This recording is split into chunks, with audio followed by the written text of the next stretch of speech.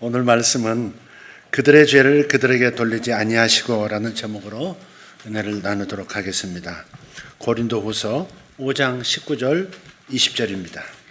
곧 하나님께서 그리스도 안에 계시사 세상을 자기와 화목하게 하시며 그들의 죄를 그들에게 돌리지 아니하시고 화목하게 하는 말씀을 우리에게 부탁하셨느니라. 그러므로 우리가 그리스도를 대신하여 사신이 되어 하나님이 우리를 통하여 너희를 권면하시는 것 같이 그리스도를 대신하여 간청하노니 너희는 하나님과 화목하라. 아멘. 아멘. 이번 호주 사역 여러분 기도 덕분에 하나님의 은혜로 잘 마치고 돌아왔습니다. 기도해 주신 교회 모든 성도님들께 감사를 드립니다. 드러난 은혜의 역사도 있었고 또 모두의 내면에 흐르는 조용한 은혜도 있었습니다. 표적들도 나타났고 기적들이 있었고 가르침이 있었고 치유도 나타났고 계시들이 있었습니다. 이런 것들은 시간이 날 때 차차 간증을 나누도록 하겠습니다. 중간에 저는 쉬는 날이 잠깐 있었지만 최선을 다해서 사역하려고 애를 썼고요. 마지막 날은 그 교회의 모든 교역자들이, 목회자들이 제가 머무는 숙소에 모였습니다. 그리고 이번 집회에서 일어났던 솔직한 이 상황들, 소감들을 나누는 시간이 있었습니다. 제가 호주를 방문하면서 가장 인상 깊었던 부분이 바로 이 마지막 날 교역자들과의 만남이었습니다. 성도들에게 일어난 변화에 대해서 목회자들이 이구동성으로 평가한 한마디, 그것은 저들이 현저하게 짧은 시간이지만 현저하게 변화가 되는 것을 보고 있습니다 라는 보고였습니다. 성도들의 삶이 보다 자유스러워지고 평안이 증가되었다는 겁니다.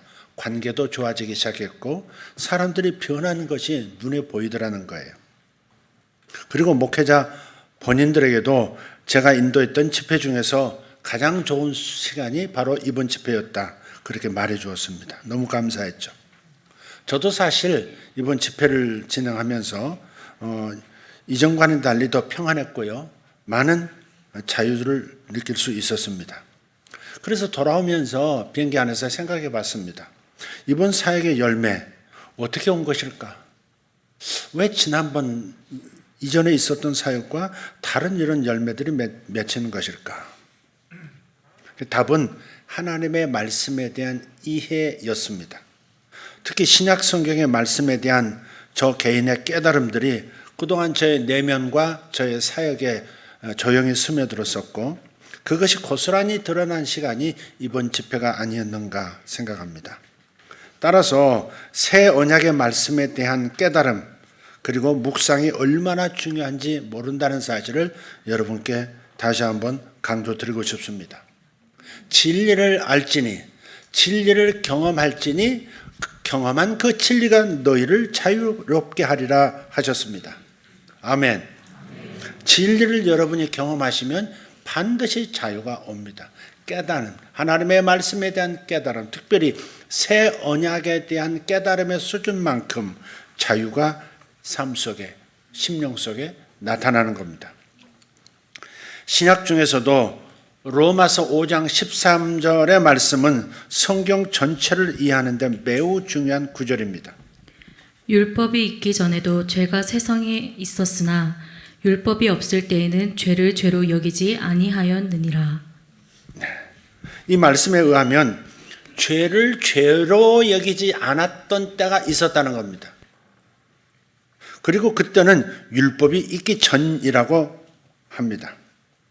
율법은 모세를 통해서 주어진 게 맞죠? 그러니까 율법이 주어지기 전까지는 죄를 죄로 여기지 않았었다 하는 겁니다. 누가요? 하나님께서. 아담 때부터 모세 때까지는 하나님께서 죄를 죄로 여기지 않으셨습니다. 여러분 처음 듣는 표현이 될지 모르겠습니다만은 마음을 열고 들으시기를 바랍니다. 오늘 본문의 표현으로 하자면 그들의 죄를 그들에게 돌리지 아니하셨다, 그런 말입니다. 그들이 죄를 그들에게 돌리지 않으셨다. 아담 때부터 모세 때까지는 하나님께서 사람들의 죄를 그들 자신에게 돌리지 않으셨습니다. 율법이 주어지기 전에도 죄는 죄였고, 그리고 사람들은 죄를 분명히 졌지만 하나님께서는 그들의 죄에 대한 책임을 묻지 않으셨다는 뜻입니다. 이것은 우리에게 얼마나 중요한 정보가 되는지 모릅니다. 이 시대의 종교 시스템, 이렇게 말하고 가르쳐 왔어요. 하나님께서 우리에게 화가 나 계시고 우리의 죄만은 참지 못하시는 분이시고 거룩하시고 엄격한 분이시고 근엄하신 분이시라고 가르쳐 왔어요. 마치 그리스의 주신 제우스처럼 천둥과 번개를 손에 들고 땅을 내려다 보시다가 누군가가 바른 길에서 말씀의 길에서 벗어나면 그 즉시 내려치시는 분처럼 그렇게 그려주었습니다. 그래서 많은 사람들이 하나님에 대해서 이런 인상을 가지고 있는 겁니다. 저는 이런 신앙적 관점을 종교주의라고 정의합니다. 이 종교주의자들은 우리에게 가르치기를 아담과 하와가 범죄했을 때, 아담과 하와가 에덴에서 범죄했을 때 하나님께서 죄인들과 함께 있는 것을 참을 수 없는 그런 분이시기 때문에 그분의 임재로부터 즉시 그들을 쫓아내셨다, 그렇게 가르쳤습니다. 그러나 오늘 조금 전에 읽었던 로마서 5장 13절은 그렇게 말하지 않습니다. 모세 시대 전까지 하나님께서는 사람들에게 그들의 죄에 대한 책임을 묻지 않으셨어요. 하나님은 자비로 대하셨습니다. 자비로우신 분이십니다. 그래서 하나님은 즉각적으로 심판을 시작하시거나 죄에 대한 형벌을 가져오지 않으셨습니다. 하나님께서는 거의 2500년 동안이나 인간들을 향해서 자비로우심으로 역사하신 겁니다. 그런 후에 2500년이 지난 후에 율법이 왔고 예수님이 오신 때까지 1500년 동안 효력을 발휘했던 겁니다. 다시 말하자면 이런 겁니다. 성경은 인류 역사를 약 6000년으로 봅니다. 그림 하나 올려주시면 좋겠습니다. 네. 보이시나요? 네. 성경은 인류 역사를 약 6000년으로 보는 거예요. 아담 때부터 모세 때까지 2500년. 2500년 동안은 사람들이 죄를 지었을 때 그들이 저지른 죄에 대한 책임을 그들 자신에게 돌리지 않으셨다가 다시 모세 때부터 예수님이 오신 때까지 1500년 동안에는 그들의 죄를 그들에게 돌리셨습니다. 죄를 지은 자는 그에 상응하는 심판과 벌을 받았습니다. 그리고 다시 하나님의 자비가 새롭게 나타났습니다. 누가복음 16장 16절을 보십시다.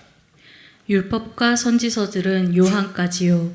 그 후로는 하나님의 나라가 전파되어 사람마다 그 안으로 밀려 들어가느니라. 네, 킹제임스 번역으로 지금 기록했습니다. 그러니까 율법은 예수님께서 오셔서 당신의 일을 마치실 때까지만 일시적으로 주어졌던 것입니다. 그 다음부터는 은혜와 진리의 시대가 다시 열렸습니다. 요한복음 1장 17절입니다.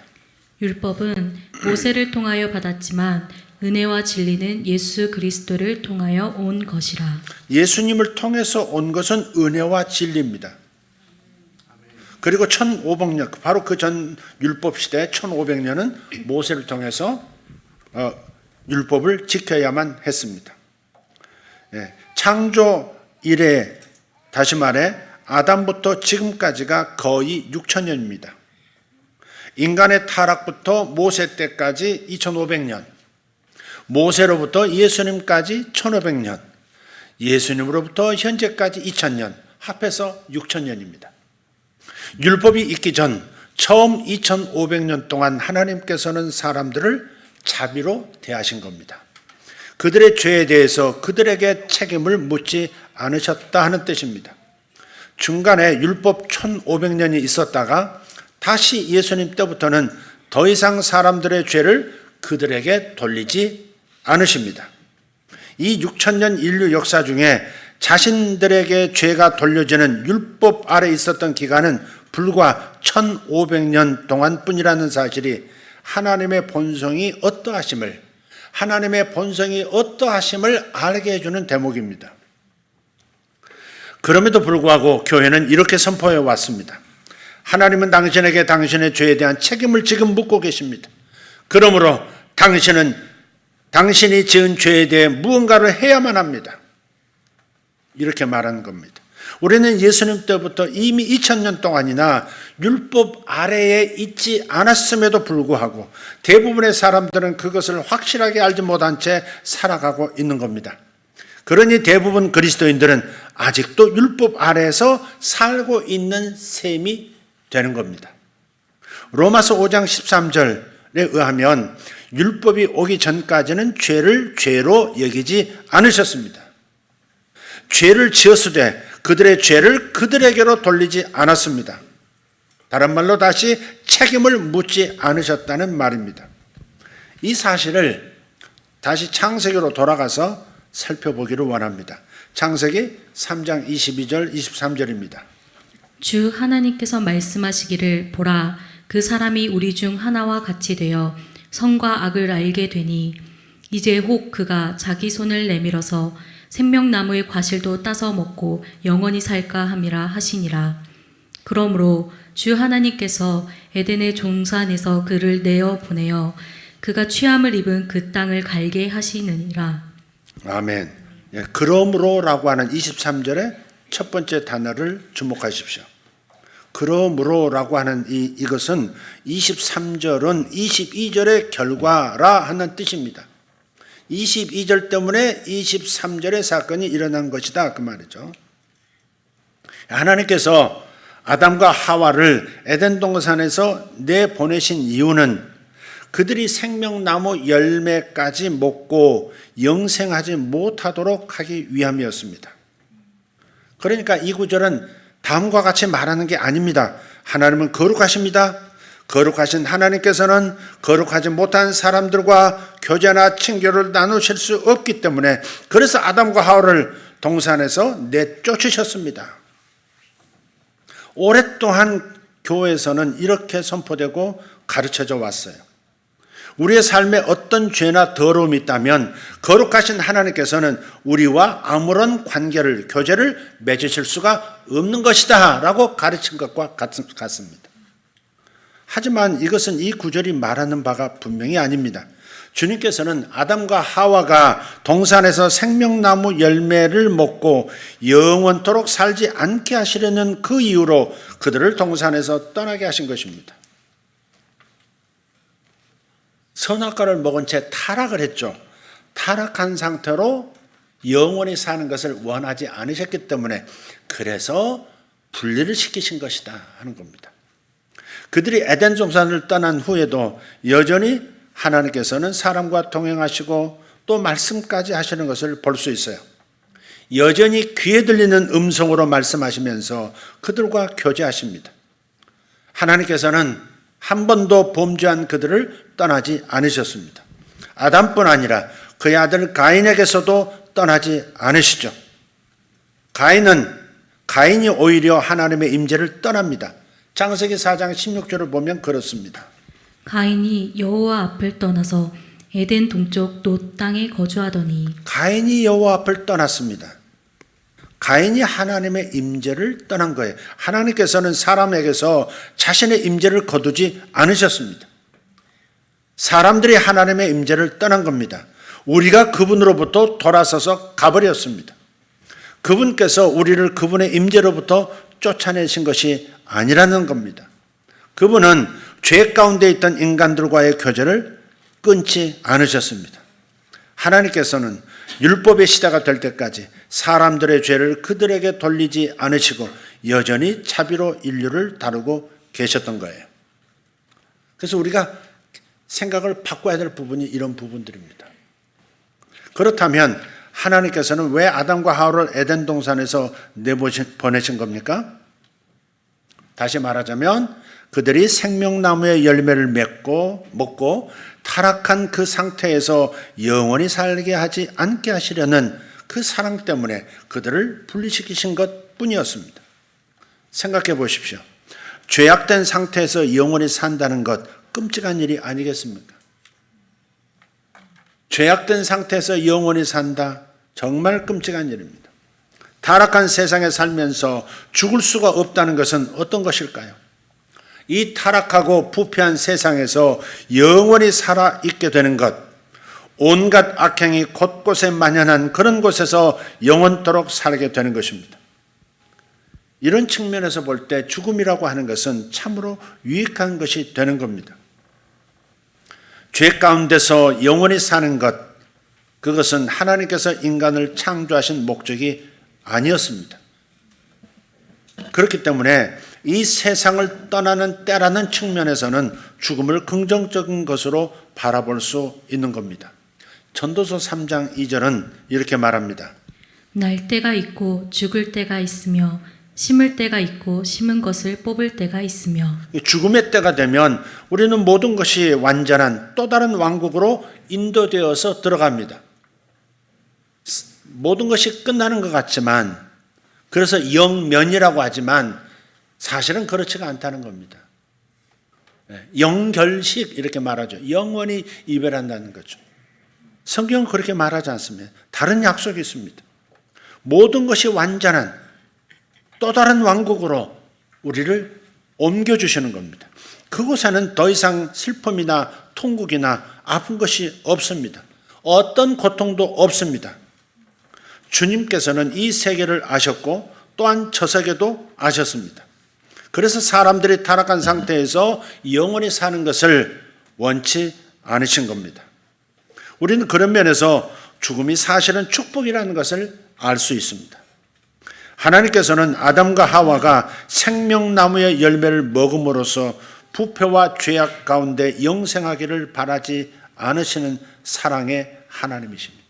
따라서 하나님께서는 거절이 아닌, 아담과 하와를 거절하는 그 거절이 아닌 사랑의 동기로 인해서 아담과 하와를 동산에서 내보내셨다 하는 이 이미지를 다시 우리 안에 새겨야 합니다. 그래서 그들을 동산에서 내보내신 후에도 저들은 물론 저들의 후손과도 교제를 멈추지 않으신 겁니다. 창세기 4장을 보면 아담과 하와의 아들들인 가인과 아벨이 제물을 드려서 하나님을 예배합니다. 여기서 질문.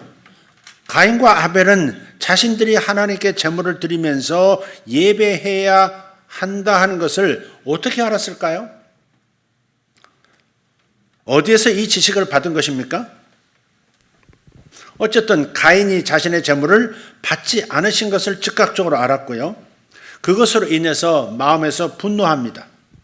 그때 하나님께서는 귀에 들리는 음성으로 또 말씀을 해주십니다. 창세기 4장 6절입니다. 여호와께서 가인에게 이르시되 네가 분하여 함은 어찌 됨이며 안색이 변함은 어찌 됨이냐. 이처럼 하나님께서는 여전히 그들과 동행하시고 대화도 나누셨습니다. 여전히 말씀하셨고 사람들은 그분의 음성을 귀로 들을 수 있었습니다. 여기서 다시 질문. 그렇다면 동산 안에 있는 것하고 동산 밖에 있는 것 사이에 무슨 차이가 있습니까? 하나님은 그들의 죄를 그들에게 돌리지 않으시고 여전히 그들을 자비로 대하신 겁니다. 죄를 죄로 여기지 아니하셨다 하는 말씀입니다.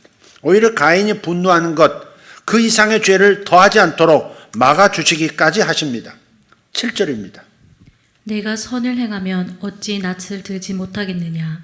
선을 행하지 아니하면 죄가 문에 엎드려 있느니라. 죄가 너를 원하나 너는 죄를 다스릴지니라. 아멘. 하나님께서 더 이상의 죄에 빠지지 않도록 막아주시는 거예요. 하지만 안타깝게도 가인은 자신의 죄를 다스리지 못하고 동생 아벨을 살해하고 맙니다. 그리고는 자신의 범죄에 대한 벌이 너무나도 두렵고 그래서 울부짖습니다.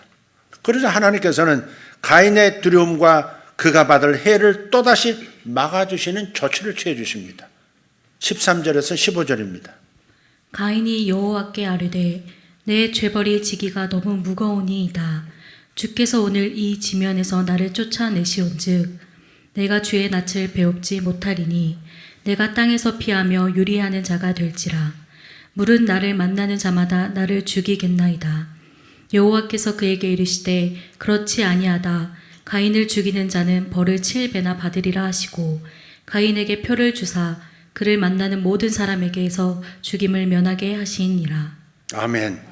이 동생을 죽인 가인의 이마에 표를 주시면서 말씀하셨어요. 그 표가 어떤 형태인지는 알 수 없어요. 말씀하셨어요. 가인을 죽이는 자는 벌을 7배나 받으리라. 예, 하나님께서는 지구상 최초의 살인자 가인을 보호하셨습니다. 물론 하나님께서는 가인의 행위를 용납하신 것은 분명히 아니지만 그를 심판하고 죽이는 대신에 자비를 베푸셨어요. 이처럼 하나님께서는 2500년 동안 그들의 죄를 그들에게 돌리지 않으신 채로 그들과 동행하시면서 여전히 저들에게 자비를 베푸셨습니다. 먼 훗날에 아브라함이라는 인물이 태어나죠. 아브라함을 성경은 믿음의 조상이라고 합니다. 그런데 아브라함의 삶을 보면 그다시 본받고 싶은 생각이 없어지는 대목들이 많습니다. 이복 누이와 결혼을 합니다. 창세기 20장 12절을 보면 사라는 아브라함의 이복 누이였습니다. 배달은 동생이었다 이 말. 여기서부터 아브라함에게 심각한 문제가 시작됩니다. 성경은요 근친 결혼을 죄로 규정하죠. 또 결혼을 한 후에도 아브라함은 2번에 걸쳐서 치명적인 거짓말과 실수를 저지릅니다. 아내를 그저 누일 뿐이라고 함으로써 포주처럼 아내 사라를 다른 남자에게 넘겨줍니다. 2번씩 그렇습니다. 한 번은 이집트의 왕에게, 또 한 번은 그랄의 아비멜렉 왕에게 자기 아내를 넘겨줍니다. 그런데 그것이 마땅히 아브라함의 잘못이었음에도 불구하고 하나님께서는 아브라함은 축복하시고 오히려 상대방이 잘못한 것처럼 그 왕들을 꾸짖으십니다. 왜 그렇습니까? 아브라함은 하나님과 언약의 관계였지만 그 왕들은 그렇지 않았기 때문에 그렇습니다. 하나님은 누가 옳고 그른가에 근거해서가 아니라 언약의 근거해서 사람을 다루십니다. 당신과 사람들 간에 맺은 언약의 근거에서 사람들을 대하시는 거예요. 그래서 하나님께서는 아브라함을 보호하고 축복하신 겁니다. 그런 후에 아브라함이 손자들이 태어납니다. 야곱은 자매인 레아와 라헬이 자매인 것을 알면서도 그 둘 모두가 살아있을 때 결혼을 했습니다. 그 또한 하나님 보시기에 혐오스러운 죄였죠. 레위기 18장 18절입니다. 제 친척 가운데 한 사람은 자기 아내가 있음에도 불구하고 처자와 교제를 나누기 시작했고 결국은 그 아내를 버리고 다시 그 아내의 동생과 결혼해서 살고 있습니다. 율법이 발효되었다면 야곱 가족은 하나님의 진노와 형벌을 받았을 겁니다. 그러나 율법이 있기 전에는 하나님께서 사람들을 자비로 대하시고 그들에게 그들의 죄를 돌리지 않으셨습니다. 다시 로마서 5장 13절이죠. 율법이 있기 전에도 죄가 세상에 있었으나 하나님께서는 죄를 죄로 여기지 아니하셨다. 또 다른 경우가 있습니다. 율법이 온 다음 최초로 율법을 어겼던 사람의 경우가 성경에 기록되어 있어요. 이 사람은 안식일을 범한 죄를 지었습니다. 사람 생각으로는 사실 큰 죄가 아닙니다. 그 성경을 읽어보시면 너무 하찮은 일 가지고 죽임을 당해요. 안식일에 단지 불을 지펴서 음식을 만들어 먹으려고 나뭇가지 조금 모았을 뿐입니다. 주변 사람들은 하나님의 처분을 듣기까지 그 사람을 붙잡아 가둡니다. 그런데 주님께서는 눈에 보이는 구름의 형상으로 나타나셔서 그리고 귀에 들리는 음성으로 분명하게 말씀하십니다. 민수기 15장 35절 36절입니다. 여호와께서 모세에게 이르시되 그 사람을 반드시 죽일지니 온 회중이 진영 밖에서 돌로 그를 칠지니라. 온 회중이 곧 그를 진영 밖으로 끌어내고 돌로 그를 쳐 죽여서 여호와께서 모세에게 명령하신 대로 하니라. 네. 처음으로 율법을 어겼던 사람이 이 사람인데 불을 지필 나뭇가지 준 것 때문에 사형에 처해졌습니다. 그러나 아담과 하와의 타락 이후에 처음 죄를 범했던 사람이 누구죠? 가인입니다. 근데 가인은 동생을 죽였음에도 하나님께서 자비를 베푸셨어요. 비교해 보세요. 비교해 보세요. 아담의 타락 이후에 처음 죄를 범했던 그 제목은 아우를 살해한 죄입니다. 그런데 하나님께서 죄를 묻지 않고 자비를 베푸시고 오히려 보호하시고 그의 두려움을 없애주십니다. 그러니까 율법이 있을 때와 없을 때 하나님께서 사람들을 다루시는 방법의 차이가 여기 있다는 것을 아셔야 합니다. 율법이 있을 때와 없을 때 차이. 하나님은 언약 관계로 사람들을 다루신다 그랬죠? 네. 율법의 언약 관계가 없었어요, 그때는. 그러나 모세 이후부터는 율법으로 언약을 맺으신 거예요. 그래서 율법의 기준에서 하나님께서는 사람들을 다루시기 시작한 겁니다. 그럼 목사님, 율법이 있기 전 대홍수가 있었고 많은 사람, 지구인들 대부분이 죽었고 소돔과 고모라의 멸망은 어떻게 되는 겁니까? 질문하실 분이 벌써 마음속에 있을 거예요. 그건 오후에 말씀을 드리도록 하겠습니다. 명쾌하게 말씀을 드리겠습니다. 정리하자면 이런 겁니다. 첫째로 율법 시대가 오기 전에는 2500년 동안 사람들에게 그들의 죄에 대한 책임을 하나님은 묻지 않으셨다. 로마서 5장 13절 죄가 율법 있기 전에도 세상에 있었으나 율법이 없었을 때는 죄를 죄로 여기지 아니하셨느니라. 하나님께서는 사람들을 향해서 전적으로 자비로우셨어요. 하나님의 뜻에 전적으로 반하는 일을 하던 사람들까지도 사용하시고 축복을 하셨었습니다. 둘째, 후에 모세를 통해서 율법이 와서 사람들에게 그들이 지은 죄에 대한 책임을 묻기 시작했습니다. 그래서 죄를 지으면 저주와 벌이 그들에게 역사했습니다. 하지만 그 기간은 불과 1500년 동안만 이어졌습니다. 그리고 그 율법은 죄를 죄로 깨닫게 함으로써 우리를 예수님께 인도하는 역할을 했습니다. 로마서 3장 20절입니다. 그러므로 율법의 행위로 그의 앞에 의롭다 하심을 얻을 육체가 없나니 율법으로는 죄를 깨달음이니라. 율법으로는 죄를 깨닫는 것이다. 율법의 용도, 율법의 목적은 죄를 깨닫게 하는데 목적이 있다는 겁니다. 죄를 깨달아야 죄를 사해 주시는 그분을 기다리고 찾을 것이기 때문에 율법의 목적은 예수님께로 죄를 깨닫게 해서 예수님께로까지 인도하는 것, 그것이 율법의 목적이었던 겁니다. 갈라디아서 3장 24절입니다. 이같이 율법이 우리를 그리스도께로 인도하는 초등교사가 되어 우리로 하여금 믿음으로 말미암아 의롭다함을 얻게 하려 함이라. 네. 초등교사란 말은 초등학교 선생님들을 말하는 게 아니고 이 부자 집안에서 아이를 대신 공부하는 학교에 데려다주고 데려오고 방과 후에 과제 도와주고 보살펴주고 하는 그런 역할을 하는 사람들, 그런 사람들을 여기서는 초등교사라 이렇게 말하는 겁니다. 그래서 율법의 용도, 율법의 목적은 지금 우리를 그리스도께로 인도하여 살아나게 하려는 겁니다. 자, 셋째로, 그러나 이제는 그리스도께서 오셨고 따라서 우리는 더 이상 초등교사와 같은 율법 아래에 있지 않습니다. 인류는 율법 아래에 있는 것이 아니라 믿음으로 의롭게 되어지는 때로 들어선 것입니다. 갈라디아서 3장 25절입니다. 믿음이 온 후로는 우리가 초등교사 아래에 있지 아니하도다. 다르게 말하면 믿음이 온 후로는 우리가 율법 아래에 있지 아니하도다. 율법의 지배, 율법의 요구에 따르지 않아도 되는 때가 된 것입니다. 한마디로 율법이라고 하는 것은 일시적인 것이었다라는 뜻이죠. 아까도 말씀드렸지만 율법은 좋은 면이 분명히 있긴 있습니다. 그러나 율법은 일시적인 것, 인류의 전체 역사로 볼 때 일시적인 것이었을 뿐이었다는 겁니다. 주일학교 선생님들, 어린이들 지금 불러주십시오 좀. 다 앞에 와서 얘기 쓰라고 그러세요.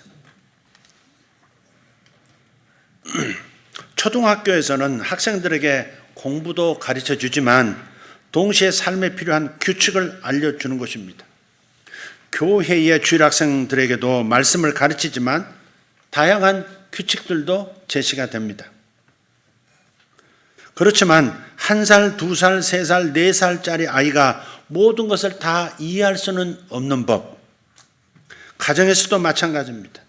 어린 자녀들과 마주 앉아서 모든 것을 이성적으로 설명해 줄 수는 없죠. 자, 내 말을 들어봐. 잘 들어봐. 교회 가면 무엇이든지 너는 양보해야 돼. 알았어? 특히 동생들이 장난감을 달라고 하면 다 주는 거야. 넌 언니니까. 넌 형이니까. 또 반대로 네가 동생들 장난감을 빼앗아 놀면 너는 마귀에 반응하는 것이야. 사탄은 주는 자가 아니라 빼앗는 자거든. 그치? 이해되지? 예수님께서 주는 자가 받는 자보다 복되다 말씀하셨어. 그러니까 너는 사탄에게 너 자신을 내어주는 그런 행동을 해서 나쁜 생활 패턴 만들지 말아야 해. 그렇게 되면 어떻게 되는지 알아? 너는 점점 이기적인 사람이 되고 그래서 친구를 사귈 수가 없게 돼. 사람들은 이기적인 사람들을 좋아하지 않거든. 그럼 너는 직장에서도 오래 몸담지 못하게 될 거야. 왜냐하면 직장을 구하게 되더라도 너는 오직 자신만을 위해서 일하게 될 테니까. 이렇게 계속 이기심을 부리면 결혼도 실패하고 말 거야. 알겠지? 이기심의 바늘도둑이 이기심의 소도둑이 되는 거야. 알아들었지? 각설하고 오늘 교회 가면 동생 것 빼앗지도 말고 또 동생들이 달라고 하면 무조건 주는 거야. 사탄의 도구가 되는 것은 무조건 사절이야. 알겠지? 약속, 도장, 빵빵빵. 이렇게 자녀에게 말한다면 아이들은 아무것도 이해하지 못하고 그저 얼굴만 사실 뻔히 보고 있을 겁니다. 이것보다는 너 한 번만 장난감 빼앗으면 엉덩이를 한 대 맞는 거야. 어린아이에게는 이게 훨씬 효과적일 겁니다. 이것이 율법의 효과예요. 율법적인 것이 필요한 때가 있다는 것을 분명히 말하는 거예요. 그래서 엄마들의 얼굴이 점점 무서워지는 겁니다.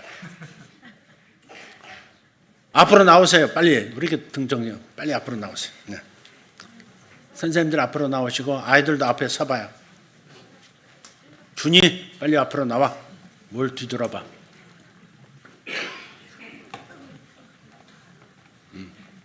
카메라 조심하고. 자, 성도님들 다시 주목해서 들으십시오. 이렇게 자녀들이 이기심을 갖는 것은 제한해 주어야 하지만 자녀들이 억울해하지 않도록 조심하셔야 합니다. 억울해하면서 우는 아이들을 보면 마음이 아파요. 저도 눈물이 나요. 언젠가 한 번은 시아가 울면서 저거 내 건데 그러면서 우는 거예요. 근데 너무 서글프더라고요. 저도. 교회에서 애들 우는 거 보면 서글퍼요. 특히 억울해하면서 우는 아이들을 보면 마음이 아픕니다. 어린 아이들은 엄마의 입장을 고려할 수 있는 나이가 아니에요. 엄마가 목자니까, 아빠가 목자니까 내가 오늘 잘 양보해서 엄마의 사역이 잘 되도록 도와드려야 해. 아이는 절대 이렇게 생각할 수 없습니다. 아이는 아이입니다. 또 엄마 말을 알아들었다 할지라도 교회 오는 동안에 깡글이 다 있습니다. 먹고 싶고 갖고 싶어서 울고 또 빼앗겨서 울고 무작정 율법을 적용할 수는 없습니다. 그래서 교회 전체 다시 한번 율법의 시즌을 선포합니다. 담임 목사가 짐을 지겠습니다. 주일학교 어린이들 그리고 부모님들께 선포합니다. 교회는 어떤 장난감도 가져오지 않도록 하세요. 어린이들 알아들었어요? 아무리 좋아하는 장난감이라도 교회는 가져오지 말아요. 왜냐하면 그 장난감을 자기도 갖고 싶어하는 그런 다른 아이들이 있으니까. 다른 아이들을 위해서라도 절대 장난감 가져오지 마세요. 작은 자동차 하나도 가져오지 마시고 인형도 가져오지 마시고. 다른 아이들의 관심을 끌만한 것들은 일체 집에 두고 오도록 부모님들은 해 주십시오. 간식은 오직 교회에서 제공하는 것만 허용하겠습니다. 자기 자녀들에게 줄 간식 따로 가져오지 마세요. 그거 먹고 싶은 아이들 많아요. 이유식 반대하지 않습니다. 이유식 뺏어 먹고 싶은 애는 없을 테니까. 선생님들은 놀이기구든 간식이든 똑같이 나눠주십시오. 그리고 아이들끼리 갈등이 생기면 엄마 아빠들은 무조건 빠지세요. 아이들이 사회생활을 이 작은 공간 안에서 경험하고 사회 속에서 능력을 발휘할 시즌인 겁니다. 절대 개입하지 마세요. 아이들의 관계 성장이나 사회성 개발을 부모가 막아버리는 겁니다.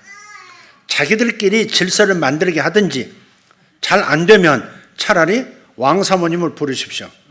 왕사모님이 누군지 모르는 사람. 중간 사모님들 안 돼요. 왕사모님은 무조건 부르세요. 교통정리 잘 될 겁니다.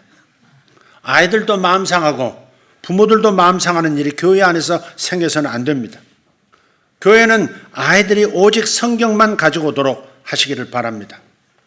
이제 모두 율법 아래로 들어왔으니까 어기시면 천둥과 번개가 내리칠 것을 각오하셔야 합니다. 할렐루야. 그렇지만 율법은 일시적이라는 것을 기억하시면 되겠습니다. 또 율법은 하나님의 본심이 아니다라고 하는 것을 이 인류 역사 6,000년을 잠깐 살펴보면서 알게 되었습니다. 물론 목사의 본심도 아닙니다. 계속 율법을 강요하지는 않을 겁니다. 한 번 했어요. 한 3년 전에 장난감 가져오지 말아라. 장난감 따로 챙겨오지 말아라. 잘 지켜왔는데 어느 사이인가 또 율법 아래에서 스스로 벗어났습니다. 벗어나게 할 때까지 갇혀 있어야 합니다. 이해되시죠? 다시 설교로 돌아오겠습니다. 어린이들 그대로 계속 서 있으세요. 이제 은혜와 자비가 다시 인류에게 임했습니다. 거기 앉아요. 어린이들 앉아. 그냥 선생님도 앉아요. 네. 2500년 죄를 돌리지 않는 자비의 시즌에서 죄를 지은 자에게 그 죄를 묻는 1500년 율법의 시즌에 잠시 갇혀 있다가 이제 다시 더 완벽한 자비와 은혜와 사랑의 시즌으로 돌아왔습니다. 자비와 은혜의 물결, 어디서나 주 얼굴 보내, 그런 찬양도 있죠. 우리는 죄가 없는 곳에서 주의 얼굴을 보지만 죄가 있는 곳에서도 주의 얼굴을 보는 것입니다.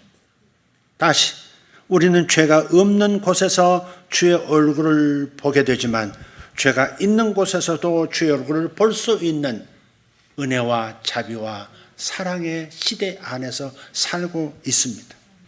오늘 사도 바울을 통해서 주시는 진리의 말씀을 들으십시오. 이제 우리들의 죄를 우리들에게 돌리지 않으십니다.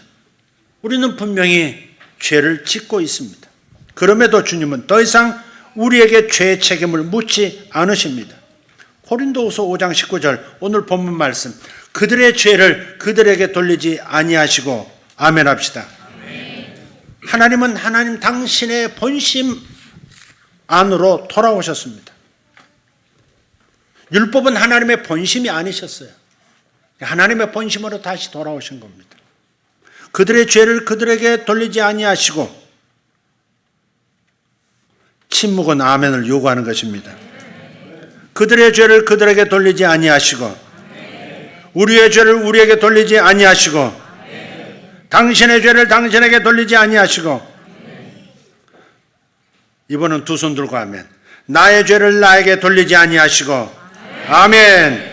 죄는 분명히 있고 죄 지은 자도 분명히 여기 있는데,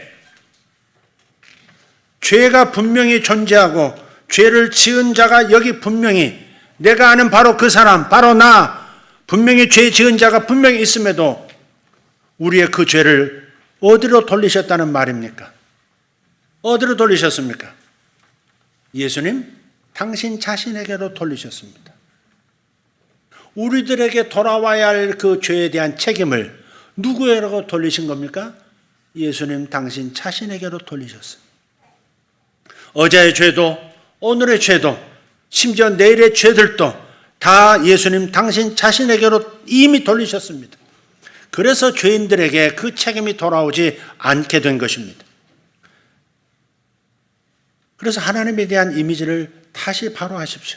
하나님은 당신을 향해서 화가 나 있지 않으십니다. 하나님의 진노를 더 이상 두려워하지 않아도 됩니다.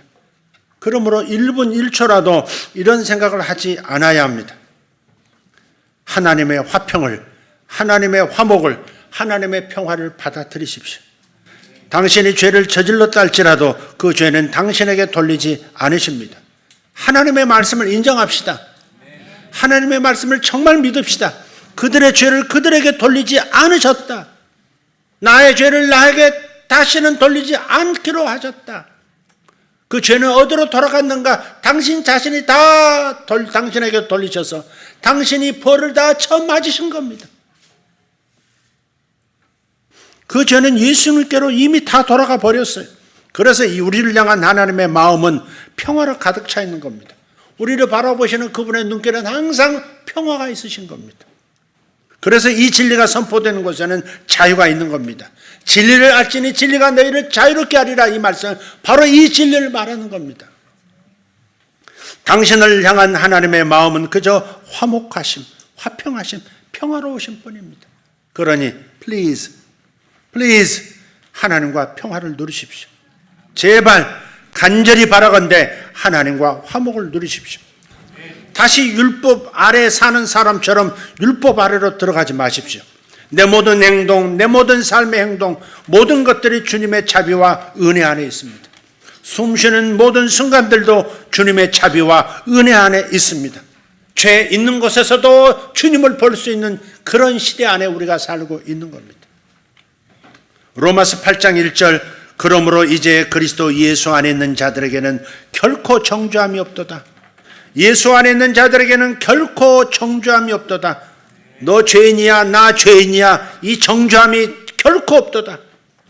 그래서 지금 괴로운 것은, 당신을 괴롭히는 것은 하나님이 아닙니다. 당신을 괴롭히는 것은 당신의 양심입니다. 당신의 양심이 죄를 지은 당신을 지금 정죄하고 있는 거예요. 너는 나쁜 놈이야. 너는 하나님을 실망시켰어. 이렇게 내 양심이 나를 고발하고 있는 것이지 하나님이 나를 고발하고 계시는 것이, 정죄하는 것이 결코 아니라고 선포하는 겁니다. 복음을 이해하십시오. 그리스도 안에 들어온 자들은 결코 정죄하지 않으시는 하나님의 본심을, 하나님의 자비로만 대하시는 하나님의 본심을 이해하십시오. 그리고 자유를 얻으십시오. 그러니 양심이 당신 자신을 정죄할 때 눌리지 마시고 즉시 진리의 말씀으로 채우십시오. 그들의 죄를 그들에게 돌리지 아니하시고, 그들의 죄를 그들에게 돌리지 아니하시고, 반복도 아멘을 요구하는 것입니다. 그들의 죄를 그들에게 돌리지 아니하시고 나의 죄를 나에게 돌리지 아니하시리라. 할렐루야. 자비와 은혜 물결, 자비와 은혜, 잘 모르겠어. 빨리 시작을 해야지. 자비와 은혜의 물결 어디서나 주 얼굴 보냄. 주 사랑 날 붙들네.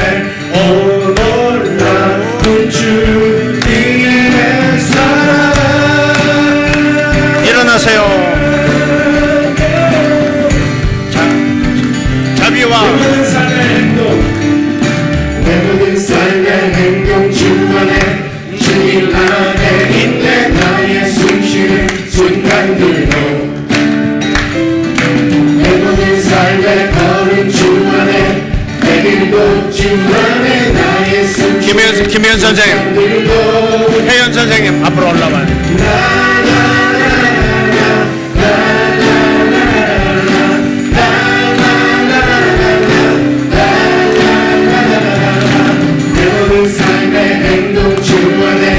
주님 안에 있네. 나의 숨쉬는 순간들로 내 모든 삶의 변동 주 안에, 내 길도 주 안에 나의 숨쉬는 순간들로